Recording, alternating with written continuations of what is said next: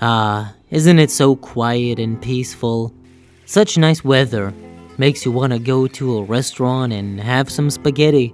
You can almost sit back, immerse yourself, and relax.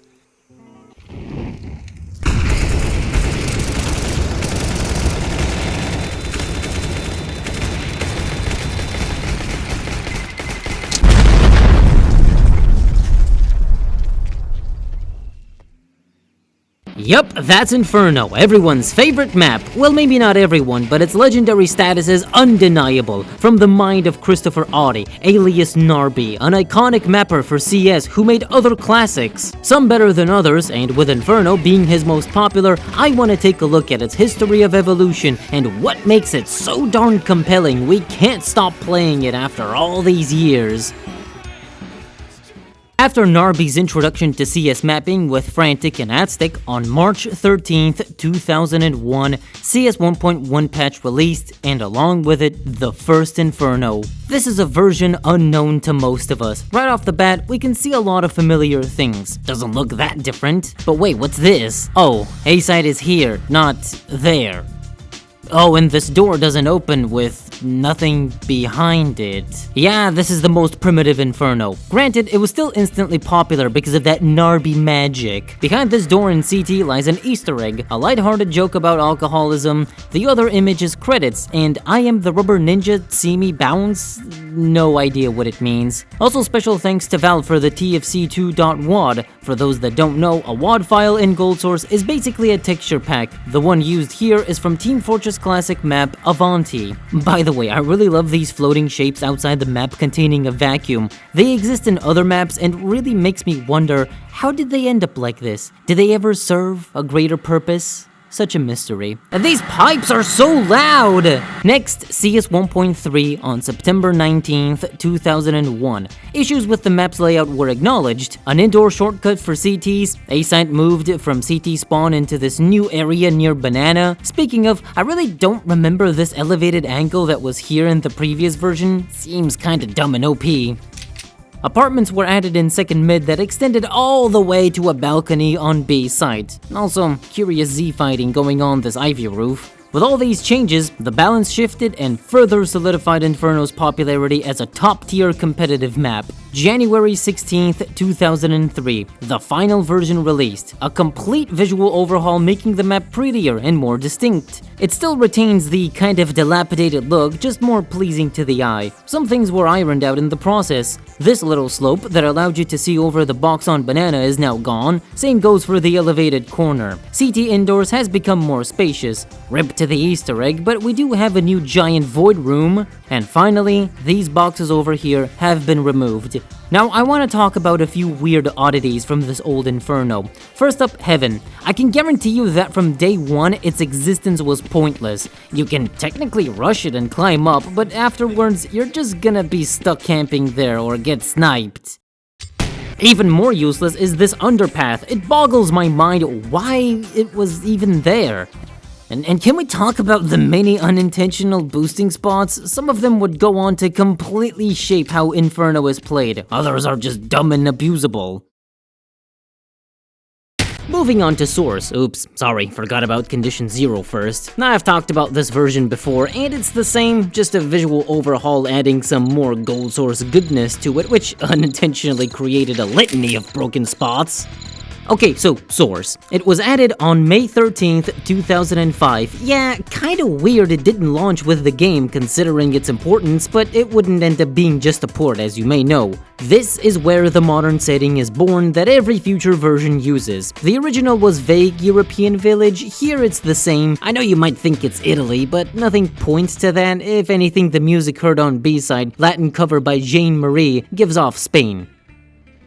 Anyway, new layout changes. Apartments are cut off. The CT balcony is now a hallway with a boiler cubby plus apartment room, and next to it is this dumb room that exists only for campers. You can now self-boost to arches or stay in the balcony if you wish, but most importantly, graveyard position is born here with this annoying fencing. Banana is easier to push now with arches, though I don't like this car with little gaps to peek from, but this Inferno is full of little holes.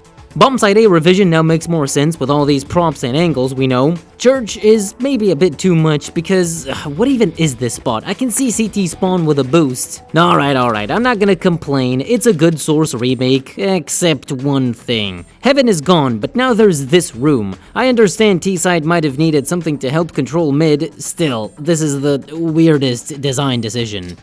If you prefer, there's always the E3 2003 Beta Inferno, a daytime copy-paste of the CZ version. Moving on to CSGO, I'm gonna be straightforward, 90% of it is the same. Many prop replacements for visual clarity, car on banana is better, but closing off arches, I was never a fan of that. Apartments on T-side got its useless space trimmed, T-spawn second mid closed off. Why? Oh hey Valve, you forgot to close this hole here. Infamous boiler room is now gone, and slight adjustments to church. Look, I'm gonna withhold my well-known disdain for old CSGO, so I won't slander it too much, just kinda wish more was done. From here on, updates were focused purely on further optimizations to its gameplay, replacing more prompts and patching up visibility.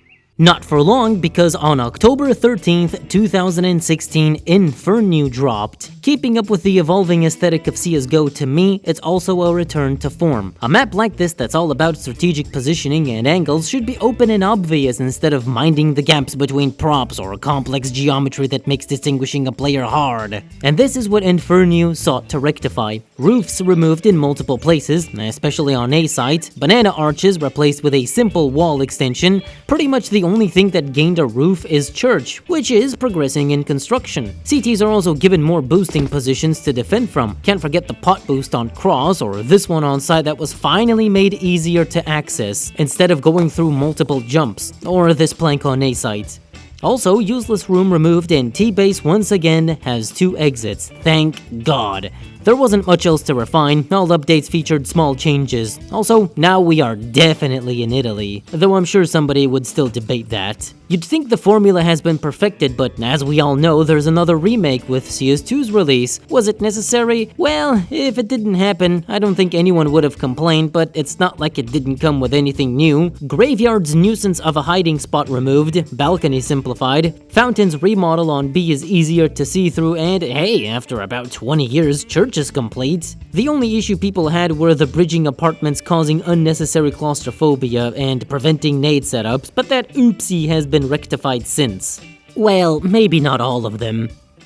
Truly one of the most ubiquitous maps ever in CS, proven by how much it hasn't changed since the beginning. I know I glossed over certain nuances of the map's evolution that did have an impact on how it's played in smaller ways, but I think overall core gameplay has been the same. So what makes Inferno so replayable and fun to watch? First off, it's not without its flaws. There's a lot to criticize. Some people don't like how its design forces you to play in a specific style, in a kind of all or nothing way. You have to dedicate to a side, then execute setups, check all angles, and if it doesn't work, either die or rotate without any utility and probably still end up dying. On the bright side, retakes are just as difficult for CTs, so does it balance it out? Well, just because both sides get to suffer doesn't make it better, but exactly that suffering is what gives us such great moments and makes us come back for more. A bit masochistic? Maybe. It does look to me like Valve has attempted to widen certain parts to provide more space or clear up vision, and although that may not address the core issue at hand, it just wouldn't be Inferno, so we can come back for more. Every change we've discussed is only to its benefits, regardless if it lowers the skill ceiling required.